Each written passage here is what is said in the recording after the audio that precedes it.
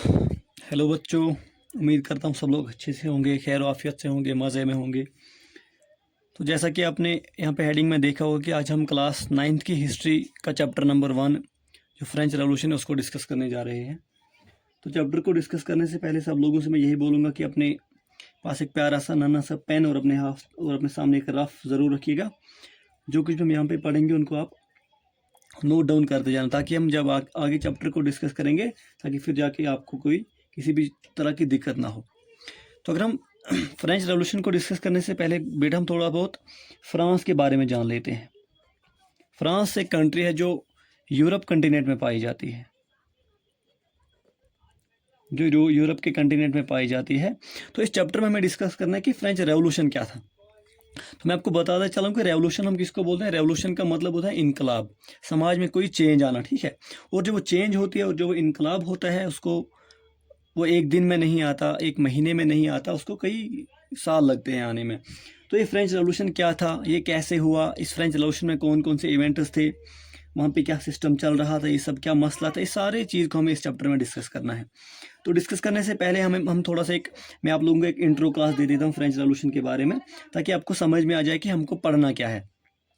तो अगर हम आजकल की बात करें तो जैसे कि हम कुछ आइडियाज़ डिस्कस करते हैं, जैसे कि हम डिस्कस करते हैं द आइडिया ऑफ लिबर्टी।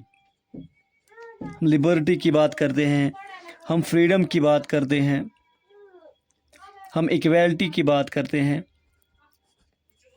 क्या कभी किसी बच्चे ने सोचा है कि idea of liberty, idea of freedom, idea of equality आए कहाँ से? इन सारे आइडियाज़ की एक डीप हिस्ट्री रही है, ठीक है। तो हमें अपने आप को ये बात समझानी चाहिए कि आइडियाज़ ऐसे ही समाज में नहीं आ गए, ऐसे हमारे पॉलिटिकल जो सिस्टम है उसमें ऐसे नहीं आ गए। इन सारे आइडियाज़ की एक हिस्ट्री रही है। तो जब हम फ्रेंच रेवोल्यूशन डिस्कस करेंगे, फ्रेंच रेवोल्यूशन, तो जब हम फ्रेंच रेवोल्यूशन डिस्कस करेंगे तो फ्रेंच रेवोल्यूशन को डिस्कस करने से हम इन सारे आइडियाज़ की हिस्ट्री का एक छोटा सा पार्ट पढ़ेंगे। हिस्ट्री का एक छोटा सा पार्ट हम डिस्कस करेंगे, तब जाके आपको समझ में आएगा कि आइडिया ऑफ लिबर्टी क्या था, आइडिया ऑफ फ्रीडम क्या था, आइडिया ऑफ इक्वेलिटी क्या था। क्योंकि इन आइडियाज़ की जो हिस्ट्री है वो फ्रेंच रेवोल्यूशन से कहीं ना कहीं जुड़ी हुई है।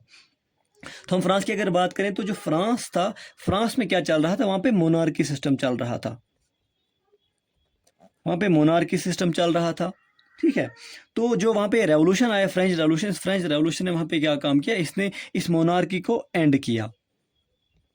मोनार्की हम किसको कहते हैं? मोनार्की का मतलब होता है बादशाही निज़ाम, जब पावर किसी एक बंदे के पास हो, जैसे कि उसको हम ऑटोक्रेसी भी कह सकते हैं। मोनार्की जहाँ पे बादशाही निज़ाम होता है, बादशाह के पास सारे पावर्स होते हैं, वो किसी के सामने अकाउंटेबल नहीं होता है।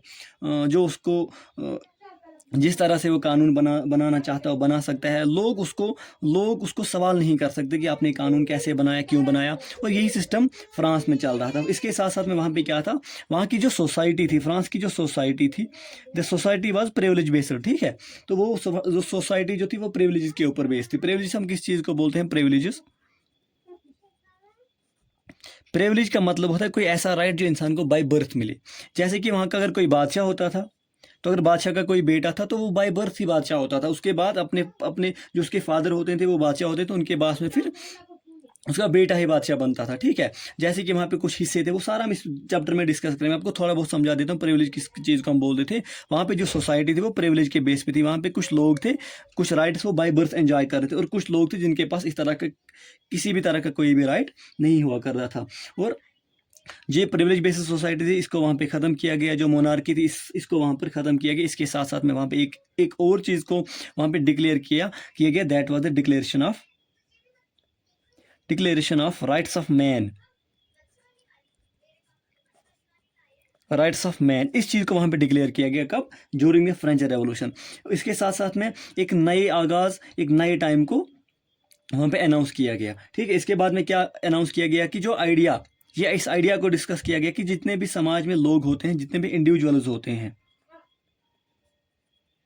जितने भी इंडिविजुअल समाज में होते हैं, हर किसी के पास राइट है, हर किसी के पास राइट है कि वो इक्वेलिटी को क्लेम करे, ठीक है। हर किसी के पास राइट है कि वो इक्वेलिटी को क्लेम करे, हर किसी के पास फ्रीडम है, हर किसी के पास डिग्निटी है। यही आइडियाज फिर इस फ्रेंच रेवोल्यूशन के बाद में वहाँ पे निकल कर आए। और जो ये राइट इक्वेलिटी था और जो इक्वेलिटी है और जो वहाँ पे जो नई सियासत की शुरुआत हुई तो इसी के बेस पे हुई। तो उन जो नई वहाँ पे पॉलिटिक्स हुई तो उसमें यही आइडिया डिस्कस होने लगे, इक्वेलिटी, फ्रीडम, लिबर्टी वगैरह वगैरह। और जो इक्वेलिटी और फ्रीडम थे और जो वहाँ पे वो नई एज आई थी उसका सेंट्रल आइडिया निकल के आई है। ये चीज़ सेंट्रल आइडिया जो वहाँ पे न्यू एज आई थी आफ्टर द रेवोल्यूशन, जब फ्रेंच रेवोल्यूशन, उसके बाद में जो वहाँ पे जो नए नए दौर का आगाज़ किया गया तो ये आइडियाज़ जैसे कि फ्रीडम और इक्वेलिटी, ये खासकर ये दो आइडिया, लिबर्टी भी थी लेकिन फ्रीडम और जो इक्वेलिटी थी ये उस नई एज के सेंट्रल आइडियाज़ थी। अलबत्ता इसके साथ साथ में क्या मसला था, जो आइडियाज़ ऑफ लिबर्टी निकले,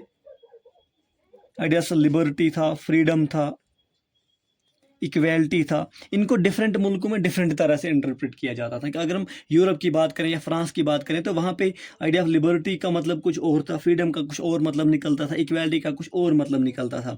और हम बाकी जो एंटी कॉलोनियल मूवमेंट स्टार्ट हुई, जैसे कि वो मुल्क जहाँ पर ब्रिटिशर्स ने अपनी अपनी कॉलोनी जमा के रखी हुई थी, वहाँ पे मतलब अपने वहाँ पे हुकूमत कर रहे थे जोर ज़बरदस्ती, जैसे कि इसमें इंडिया आ जाता है, इसमें हमारा चाइना आ जाता है, इसके बाद में अफ्रीका आ जाता है,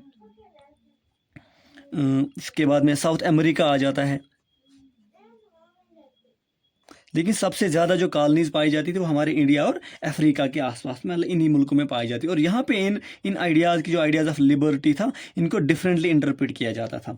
तो यही कुछ था हमारे फ्रेंच रेवोल्यूशन के बारे में थोड़ा बहुत इंट्रोडक्शन। तो आपको समझ आ गया होगा कि फ्रेंच रेवोल्यूशन में हमें डिस्कस क्या करना है, कि फ्रेंच रेवोल्यूशन हुआ कैसे, ये क्या मसला था, इसमें कौन कौन से इवेंट हुए। इन सारे इवेंट्स को हम जोड़ते हैं, जब जोड़ते हैं तो इस सब को हम फ्रेंच रेवोल्यूशन बोलते हैं। तो इसको हम डिस्कस करेंगे आने वाली जो सीरीज़ हमारी आएगी फ्रेंच रेवोल्यूशन की, तो उसमें हम इसको डिस्कस करेंगे। आप लोगों के एक थोड़ा सा इंट्रोडक्शन था ताकि आपको समझ में आ जाए कि हम इस चैप्टर में पढ़ने क्या जा रहे हैं। तो अगर आपको चाहिए कि हम फ्रेंच रेवोल्यूशन को डिस्कस करें बराबर आपके टेक्स्ट के हिसाब से स्टेप बाय स्टेप हर एक कंसेप्ट को इजीली क्लियर करें, तो इस वीडियो को अपने स्टूडेंट दोस्तों के साथ शेयर करें और चैनल को ज़रूर सब्सक्राइब कीजिएगा।